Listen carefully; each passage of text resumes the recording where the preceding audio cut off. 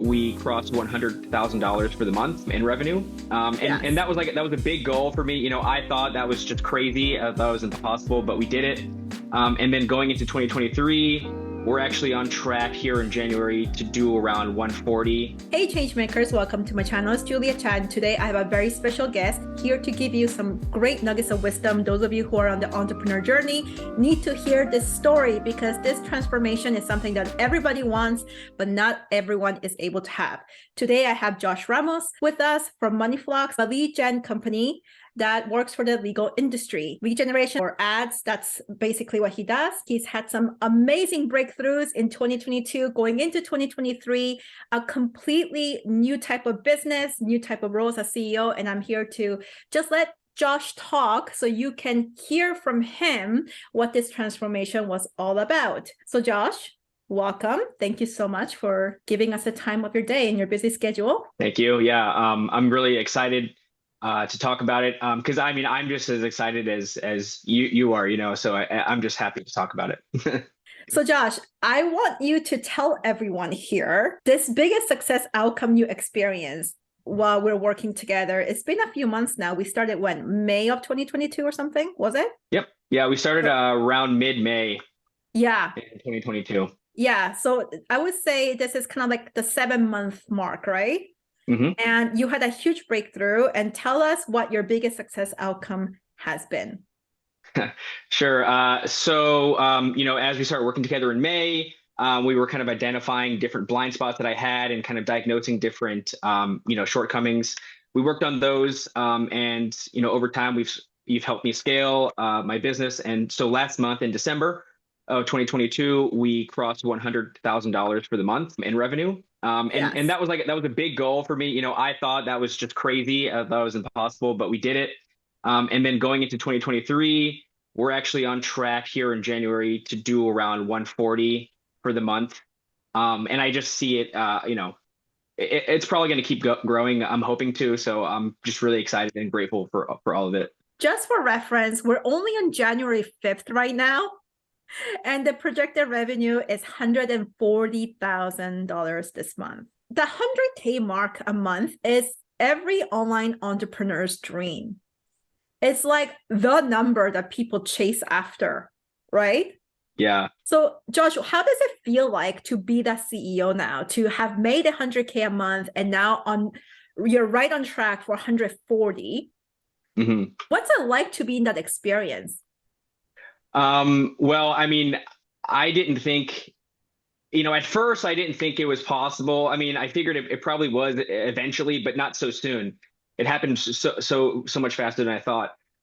As far as like how it felt when I got there, I remember I sent you the message when I actually hit it, and you asked me how I felt, and I said, I'm pretty happy, but it almost felt like I kind of knew was going to happen. So it's almost there's a good story about a golfer who was hitting the final drive, and he actually went on to win that. I think it was the PGA World Tour or something.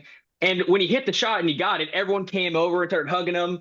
And he was like, what's going on? And he's like, you just hit like the last shot and you won. He's like, oh, I didn't realize. I was just so focused on this shot. So, that last quarter and that last month, I was really just so focused on the fundamentals and just doing and the process and just doing what needed to be done. Where when I hit it, I was just like, whoa, like this is crazy. I hit it. And I wasn't even focused so much on the outcome. I was really more focused on the process and just doing what I needed to do. And that just kind of came about.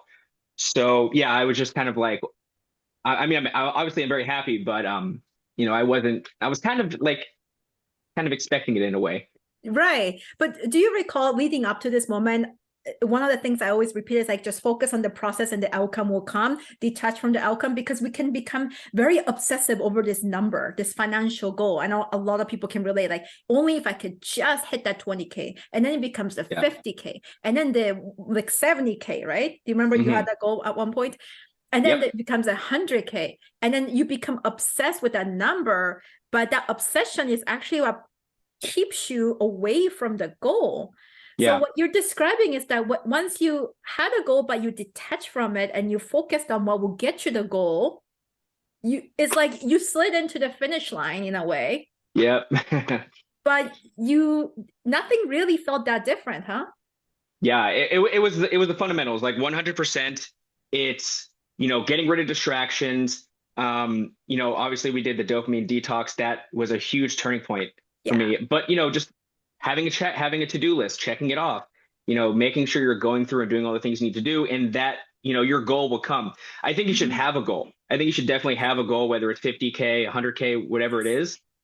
And that's kind of like your destination. So you know where you're going, but you really just need to focus on what's in front of you each step, and then you'll get there. Absolutely. This is the golden nugget of wisdom. This is what every entrepreneur who hits a 100K mark, everyone starts from that obsessive experience, the obsessive chase. And Hmm. then you get to a stage where you have the goal, but you detach and you focus on the process. And it's like, this is what they call manifestation come true, right? It feels like Yeah. this. It's like the outcome and who you need to be for that outcome, you just become one with that, and it just happens. Yeah. Yeah. I was surprised. I mean, I knew I was gonna hit it, but not so soon, and now we're really looking to go even beyond. And it's crazy.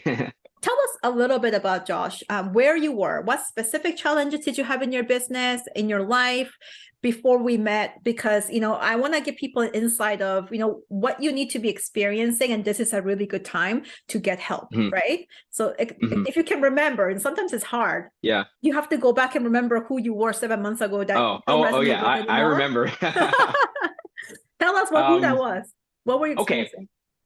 Sure. So, when we first started working together, I was, looking back on it, I can identify what it was. I was in a scarcity mindset, right? So I was doing just the bare minimum just to kind of survive. You know, um, my business was doing maybe 20, between 20 and 30, right? Maybe about 25. And I was like, this is good enough for me. I wasn't really doing what I need to do. I wasn't working to grow my business. I was feeling this there was an element of fear in there too. I was afraid of if I tried to do more, it could all come crumbling down. So I'm just like, let's just not mess with anything. And looking back, that was really just kind of in that survival state of mind where I just want to do enough to survive. What that kind of manifested was I would spend my time in the day doing nothing. I would scroll on my phone. I would waste time. I would procrastinate on things. In a survival state of mind, I wasn't even trying to grow or try to achieve anything more than what I already had. And ultimately, I felt just down. I felt like unfulfilled. I was kind of sad, maybe a little depressed. I was living in Mexico at the time in Playa del Carmen, which is like one of the most beautiful places in the world. And I wasn't even leaving my house. I was just like staying inside and just like watching YouTube all day. Mhm.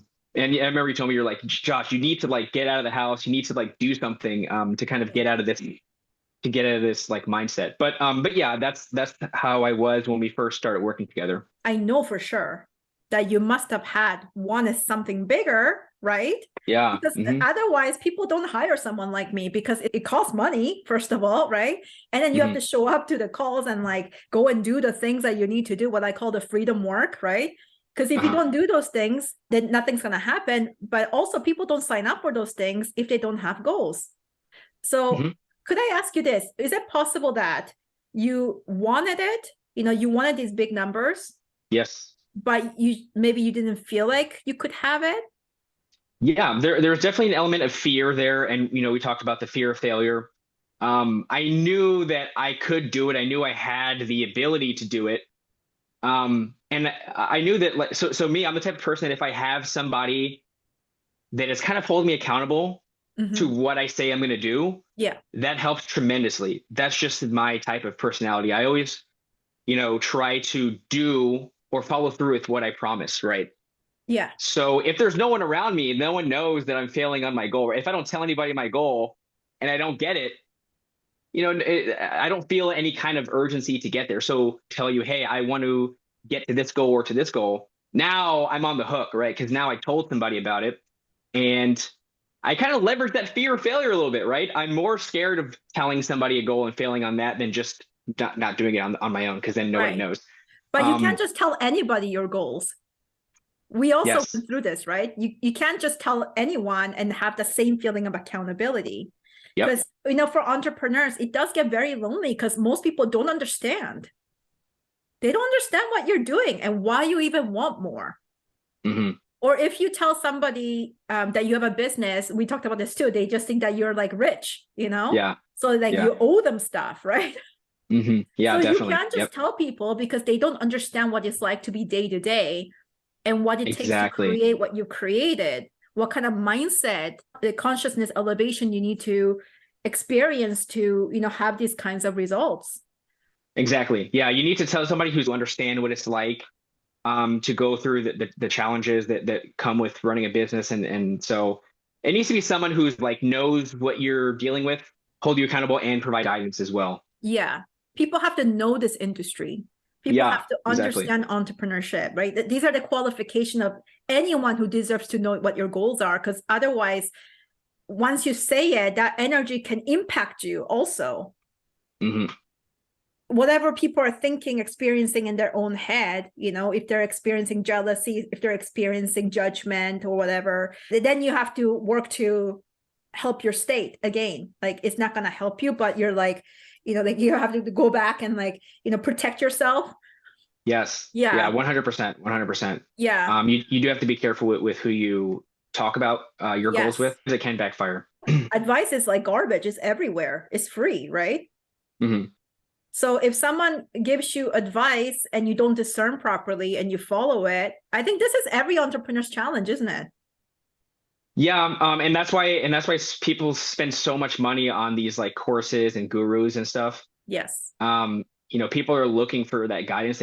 It's hard to find good guidance. It's hard to find good guidance. It's hard Yeah, to find guidance that will give you results. yeah, yeah, for sure. And I've made the mistake. I've spent money on all these courses and stuff. Um, but it's really like the fundamental. It's not the tactics. It's like the foundation. The fundamental mindset, your habits, Yeah. and even your health. Like we worked on my health. Yes. There's a lot of things that form the foundation. The tactics, they'll help a little bit, but really, if you don't have a good solid foundation, it's going to be hard or impossible. Absolutely. What aspects do you feel in terms of our experience together, our coaching engagement? How has your business and life and your leadership as a boss as well? How did it Hmm. change for you? What would you say are the most significant points of change? Okay, so I'll start with just the leadership part.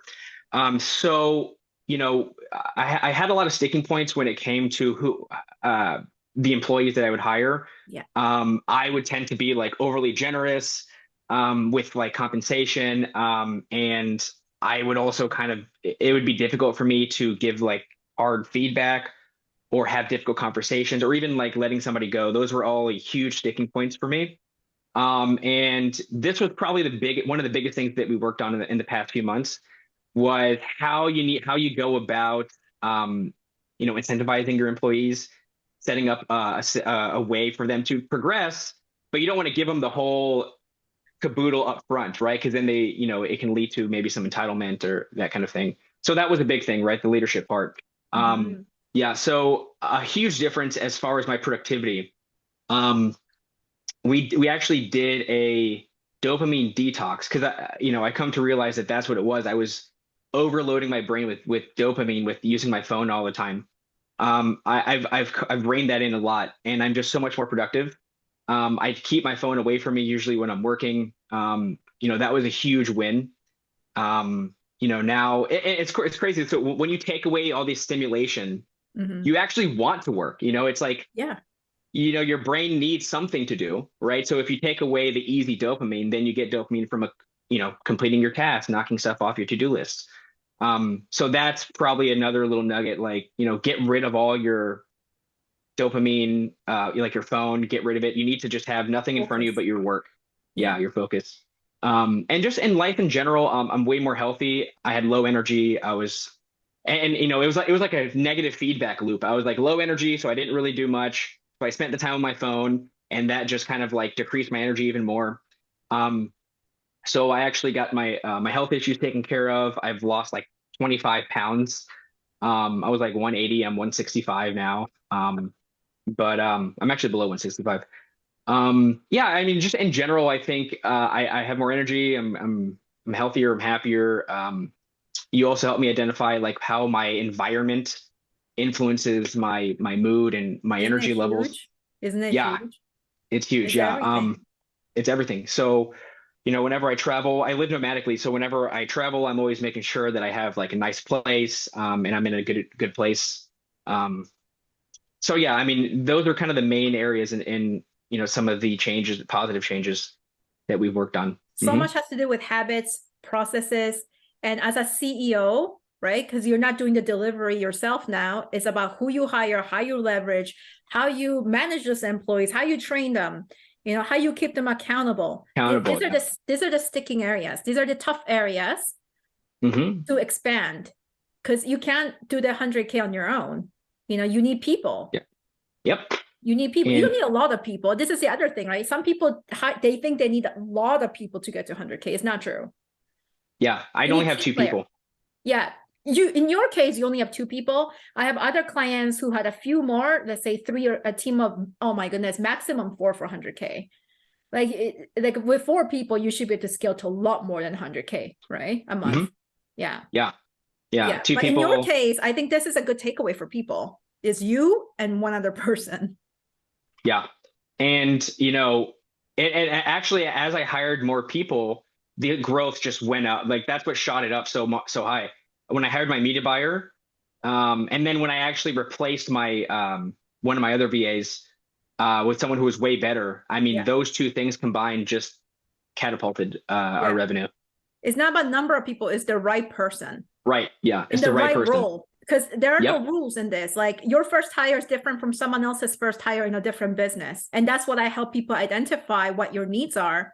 Because some people need salesperson first. Some people need like a coach first. Some people need an assistant first. Like it really depends on your business model. And a lot of times when you've been doing the delivery yourself, mostly you don't know who you need. And then I've seen lots of people, entrepreneurs, who just like make up positions based on what they think at the moment, and it's the wrong person, or Hmm. they hire the wrong person for the right position, and then they dwindle their money that way. It happens Yep. too often. Yeah. And then when you hire the wrong person, then it's hard. You rationalize why you should keep them around because it's hard to fire somebody. So, it's so important to really find the right person for the job. Yeah. And then when you have the right person, how you manage the person so that person doesn't become entitled, or Yes. they think they can just do whatever they want, take the time off whenever they want, or to feel so micromanaged they end up leaving. Like there's two sides of that too. Yeah. Yeah, Yeah. you have to train them well, manage them well, give them incentives. Hmm. Yeah, that was something we had to go through. I had to replace two people, and I probably and I think you were the one who were like, "Hey, Josh, I think you need to like think about letting this person go." And I'm like, "Oh, I No, know, but I didn't say think about it, I said you have to. yep, you did." And Yeah. I'm just like, "Oh, I don't know, like, oh, she really needs this job," and and it's hard. It was hard, but those are the things that you kind of you got to do sometimes. Yeah, absolutely. Out of everything that you've shared, if you saw somebody right now from you 7 months ago Hmm. making, say, let's say 10, 20, 25K, 30K, like around there, right? Hmm. Hmm. And they want to have your results, 100K Hmm. plus a month. Hmm.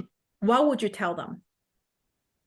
Well, I think first of all, you need to be able, and whether you hire a coach for this or I think you kind of have to, but you need to identify where your like weaknesses are and where your sticking points are, because sometimes it's hard to really know why something is not working or why you are feeling some kind of way.